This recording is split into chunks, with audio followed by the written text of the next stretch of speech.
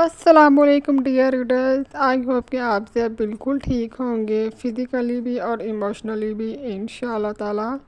سو دس از مائی فرسٹ لانگ پروجیکٹ آن مائی یوٹیوب چینل اینڈ ہونیسٹلی آئی ایم بہت نروس اینڈ ایکسائٹیڈ بٹ آئی ٹرولی بلیو کہ آپ اس کہانی کو دل سے فیل کریں گے اور آپ لوگوں کا سپورٹ اس جرنی کو اسپیشل بنا دے گا ان شاء اللہ تعالیٰ.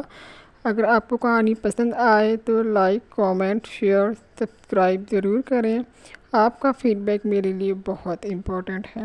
تو چلیے کہانی کے پہلے ایپیسوڈ کی طرف چلتے ہیں.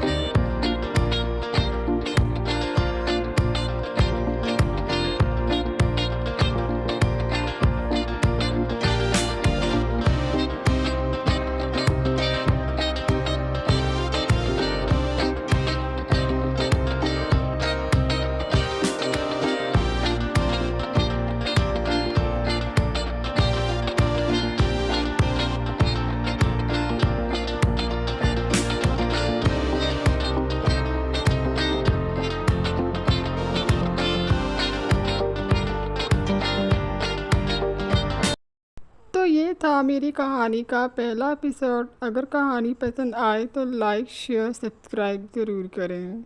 शुक्रिया।